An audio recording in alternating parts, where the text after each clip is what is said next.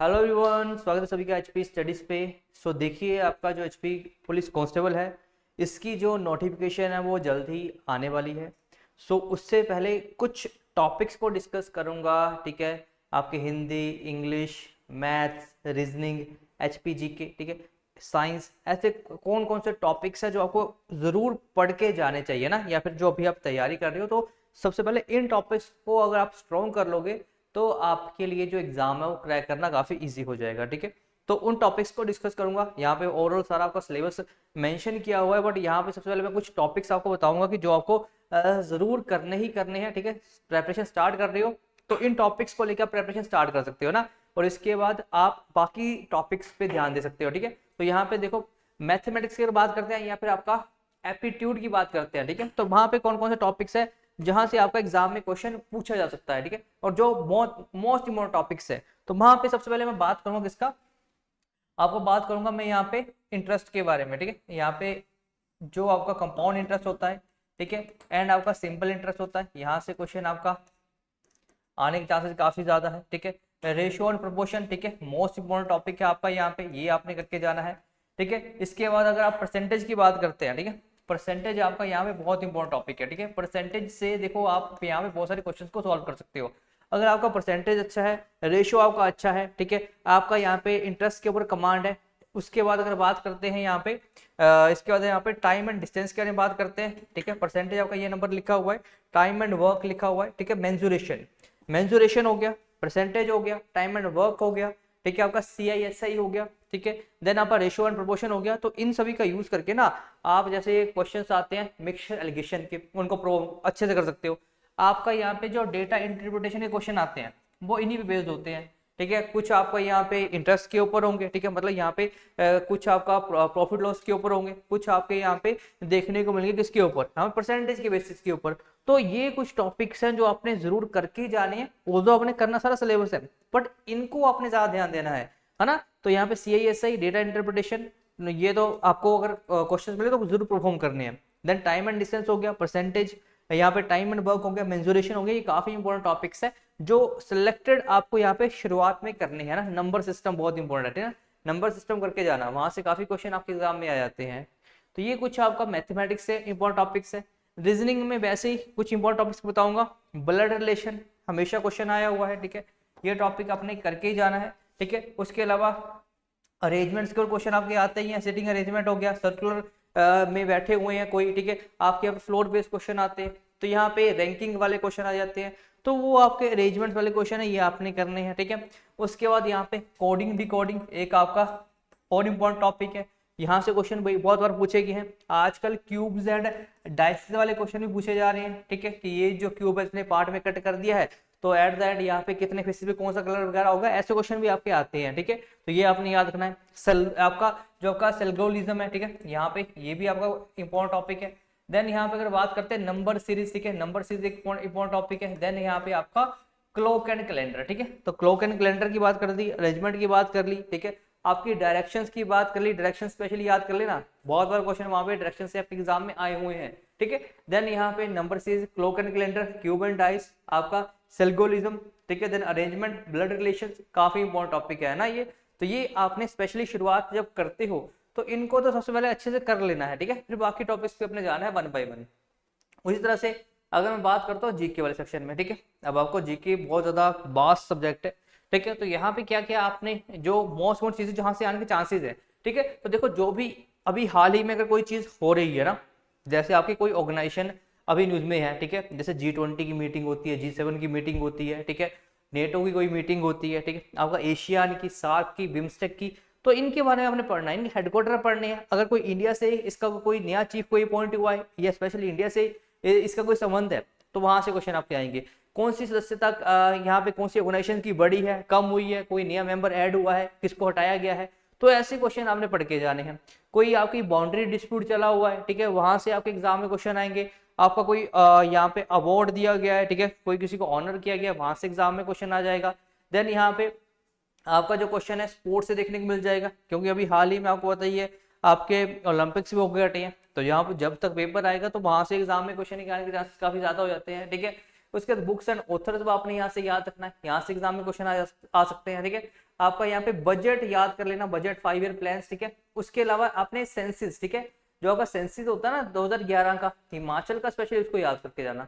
हिमाचल का सेंसिस 2011 का हमेशा क्वेश्चन वहां से आए हुए हैं और 2 से लेकर 3 क्वेश्चन आपके एग्जाम में सेंसिस से ही देखने को मिल जाते हैं, ठीक है। अवार्ड्स एंड ऑनर्स से आपने याद कर लेना है, ठीक है। उसके अलावा यहाँ पे डेज है, ठीक है, आपके यहाँ पे कुछ डेज आते हैं, उनकी यहाँ पे आपकी थीम्स आती हैं, तो यहाँ से क्वेश्चन भी आपने करके जाने हैं। डेज एंड थीम्स हो गया, कंट्रीज के बारे में, ठीक है, कुछ कंट्रीज की प्लेसेस के बारे में, आजकल कैपिटल्स के बारे में क्वेश्चन बहुत कम आ रहा है, बट यहाँ पे कुछ इंपॉर्टेंट प्लेसेस के बारे में क्वेश्चन आ जाता है, ठीक है। जैसे दावोस कहाँ पे है, मिन्स्क कहाँ पे है, ब्रसेल्स कहाँ पे है, ठीक है। तो यहाँ पे ऐसे क्वेश्चन आपके एग्जाम में आ जाते हैं। तो उसके अलावा अगर यहाँ पे नोबेल प्राइजेस की बात करता हूँ ना, यहाँ पे नोबेल प्राइजेस स्पेशली आपने पढ़ के जाने, ठीक है। यहाँ से क्वेश्चन आने के चांसेस काफी ज्यादा है। हिमाचल की कोई पर्सनालिटी जिसको कोई अवार्ड मिला है तो वहां से एक आधा क्वेश्चन आ जाता है। हिमाचल से आने के चांसेस बहुत कम है, लेकिन वहां से कुछ इंपॉर्टेंट पर्सनालिटीज है तो वहां आपने एक बार वहां पे नजर मार के जानी है, ठीक है। तो ये कुछ आपके करंट अफेयर के टॉपिक्स हैं जो आप करके जाओगे। उसके अलावा आपने यहाँ पे जो एक्सरसाइज होती है ना, बायोलेटरल एक्सरसाइज वगैरह होती है, वहां से क्वेश्चन आ जाते हैं आपके, ठीक है, कि कौन सी एक्सरसाइज, मैत्री, ठीक है, आपका लैमित्य, ठीक है, वज्र प्रहार, इस तरह की एक्सरसाइज कहाँ पे हुई है, इंडिया में हुई है तो लोकेशन पता होना चाहिए, ठीक है। तो ये आपने यहाँ से ध्यान में रखना है। और आपका स्कीम्स, ठीक है, जो आपकी यहाँ पे लेटेस्ट कुछ स्कीम आई है, ठीक है, उसके बारे में आपको एग्जाम में क्वेश्चन आ सकता है। तो ये तो आपका जीके वाला टॉपिक हो गया, ठीक है, कि यहाँ से आपने क्या क्या करके जाना है। इसके अलावा अगर मैं साइंस की बात करता हूँ, कुछ क्वेश्चन आपके साइंस के भी आ सकते हैं। तो साइंस का आपने सिंपली यूनिट्स वाला कुछ टॉपिक करके जाना है, वेक्टर नॉन वेक्टर, जो आपका वेक्टर स्केलर वाला टॉपिक आपको पता होना चाहिए, ठीक है। फोर्स एंड प्रेशर आपको टॉपिक अच्छे से करना है, ठीक है। देन उसका फ्रिक्शन वाला टॉपिक आपको अच्छे से पता होना चाहिए ना, फोर्स एंड प्रेशर में ही आपका फ्रिक्शन वाला पार्ट भी ऐड हो जाएगा, ठीक है। देन उसके बाद अगर मैं बात करता हूँ तो केमिस्ट्री में आपका यहाँ पे जो भी सिंपल आपकी मैटर है, ठीक है, कौन कौन सी स्टेट्स कैसे चेंज होती है, सब्लिमेशन क्या होता है, कंडेंसेशन क्या होता है, ठीक है, यहाँ पे कौन से सॉल्युबल है, कौन से नॉन सॉल्युबल है, ठीक है, आपका यहाँ पे कोलाइडल सॉल्यूशन क्या होता है, नॉर्मल सस्पेंशन क्या होता है, आपकी पृथक्करण की तकनीकें कौन कौन सी होती हैं, तो वो आपको वहां से पता होना चाहिए। Acid basis salt special topic है, यहाँ पे आपने करके जाना है। पीएच वाला टॉपिक आपने करके जाना है, एग्जाम में चांसेस ज्यादा है। देन अगर बात करता हूँ उसके अलावा यहाँ पे बायो में, तो आपके टिश्यूज हो गया, ठीक है, आपका सेल हो गया, ठीक है, देन आपका यहाँ पे डाइजेस्टिव सिस्टम हो गया, बायोमोलिक्यूल्स हो गया, ठीक है। तो ये कुछ टॉपिक हैं जो आप करके जाओगे ही जाओगे, इनको आप छोड़ना अफोर्ड नहीं कर सकते, ठीक है। तो यहाँ पे विटामिन, मिनरल्स, फैट्स, ठीक है, कहाँ से कहाँ मिलते हैं, कौन से विटामिन का क्या नेम है, ये कुछ साइंस के इंपॉर्टेंट टॉपिक है जो मैंने यहाँ पे आपको बता दिए हैं, है ना। उसके बाद हिंदी की बात करते हैं, तो हिंदी में आपने क्या क्या करना है, आपको पर्यायवाची शब्द पता होना चाहिए, ठीक है। लोम विलोम शब्द बहुत कम आते हैं बट पढ़ के जाना। पर्यायवाची बहुत इंपॉर्टेंट है, पता होना चाहिए, ठीक है। समास आपके यहाँ पे पूछे जाते हैं, समास आपने स्पेशली याद करने हैं। उपसर्ग प्रत्यय आपको पता होना चाहिए कि उपसर्ग क्या होता है, प्रत्यय क्या होता है, ठीक है। संधि विशेष आपको यहाँ से पता होना चाहिए। आपको विशेष्य, ठीक है, विशेष्य क्या होता है, विशेषण क्या होता है, ये पता होना चाहिए। अगर आपको सिंपल वाक्य दिया हुआ है, ठीक है, तो वहां से अगर आपसे पूछा गया कि इसको यहाँ पे कंपाउंड की फॉर्म में चेंज करो, ठीक है, इसको यहाँ पे प्रश्नवाचक में चेंज करो, ठीक है, या फिर इसको नॉर्मल फॉर्म में चेंज करो, सरल भाषा में, तो वो आपको यहाँ से पता होना चाहिए, ठीक है। तो ये सारी चीजें एरर तो यहाँ पे हिंदी में तो नहीं आएंगे, ठीक है। तो ये चीजें आपको मुहावरे, लोकोक्तियां, ये सारी चीजें आपके हिंदी वाले सेक्शन में पूछी जाएंगी, ठीक है। तो वो आपने यहाँ पे हिंदी वाले सेक्शन से ये चीजें आपने यहाँ से याद रखनी है। इंग्लिश वाले सेक्शन की अगर बात करते हैं तो यहाँ पे आपको सिनोनिम एंटोनिम तो आपको पक्का ही है, ठीक है। जितनी ज्यादा न्यूज़पेपर के शब्दों को पढ़ोगे जो डिफिकल्ट वाले हैं, ठीक है, होता है ना, देखो केवल हमने कोई शब्द बता होता है लेकिन उनके अलग अलग मतलब भी होते हैं, ठीक है, उनके उनसे साथ ही कई और मतलब के शब्द भी बनते हैं, तो वो न्यूज़पेपर में मेंशन किए होते हैं केवल, तो उनको अपने न्यूज़पेपर से जरूर पढ़ लेना है, ठीक है। देन यहाँ पे आपको एरर्स करेक्शन अगर सेंटेंस में करनी है, फिल इन द ब्लैंक्स आपके आर्टिकल के बेसिस पे, वर्ब्स, प्रोनाउंस, नाउंस के बेसिस पे आपके आर्टिकल्स देखने को मिलते हैं। टेंसेस, ठीक है, टेंसेस में आपका यहाँ पे मतलब है कि सीधा डायरेक्टली टेंसेस तो नहीं, एक्टिव पैसिव वॉइस की फॉर्म में आपको यहाँ पे देखने को मिलेगा। नरेशन आपका यहाँ पे, डायरेक्ट इनडायरेक्ट स्पीचेस के क्वेश्चन आपका यहाँ पे देखने को मिलते हैं, ठीक है। तो ये कुछ टॉपिक्स हैं जो मैं आप बोल रहा हूँ, ठीक है। आपका यहाँ पे फ्रेजेस होते हैं, आइडियम्स एंड फ्रेजेस, एग्जाम में क्वेश्चन हमेशा वहां से आता ही है ना। कॉम्प्रीहेंशन तो आपका यहाँ पे बेस होता है सूझबूझ के ऊपर कि कितना जल्दी आप पैरा को रीड कर पा रहे हो, उसको समझ पा रहे हो, ठीक है। तो अगर आप इन सभी से स्टार्ट करोगे, है ना, शुरुआत यहीं से करोगे, तो आपके लिए फिर एग्जाम को बाद में ना क्लियर करना इजी हो जाएगा, क्योंकि यही मेजर आपके वेटेज के टॉपिक है जहां से क्वेश्चन हमेशा आए हुए हैं। अगर आप इनको बाद के लिए छोड़ोगे तो आपके लिए फिर यहाँ पे एग्जाम को क्रैक करना बहुत ही मुश्किल हो जाएगा। उसके अलावा अगर मैं यहाँ बात करता हूँ HPGK के बारे में ना, एक मेन आपका जो हिमाचल के लिए सब्जेक्ट है वो आपका HPGK भी है। तो HPGK में आपका ये जो ज्योग्राफी है ना HP की, तो ये ज्योग्राफी काफी इंपॉर्टेंट है। तो ज्योग्राफी में आपको बताइए, आपके यहाँ पे हम बात कर लेते हैं, चाहे पासेस की बात कर लेते हैं, हम यहाँ पे आपकी वैलीज की बात कर लेते हैं, ठीक है, हम यहाँ पे आपकी लेक्स की बात कर लेते हैं, ठीक है, लेक्स हो गया, आपके यहाँ पे रिवर्स हो गया, ठीक है, यहाँ पे आपका कुछ इंपॉर्टेंट प्लेसेस हो गया, ठीक है, अगर आपसे भुंतर पूछ ले जाए, संधोल पूछ ले जाए, है ना, कहाँ पे है ये जगह, ठीक है, कौन सी रिवर कहाँ पे मिलती है, ऐसे क्वेश्चन एग्जाम में आते हैं आपके, ठीक है। और इसके अलावा आपका जो आपका गुड गवर्नेंस इंडेक्स होता है, ठीक है, किसमें किसका रैंक आपका हिमाचल का लिटरेसी में क्या है, हिमाचल का रैंक या फिर हिमाचल अलग अलग स्टेट्स का लिटरेसी में कितना है, कहाँ पे आपकी जो डेंसिटी है ज्यादा है कम है, ऐसे क्वेश्चन आपके एग्जाम में आ जाते हैं, ठीक है। तो ये ज्योग्राफी के कुछ इंपॉर्टेंट यहाँ पे मैंने प्लेसेस लिखे, टॉपिक्स लिखे जो आपको यहाँ से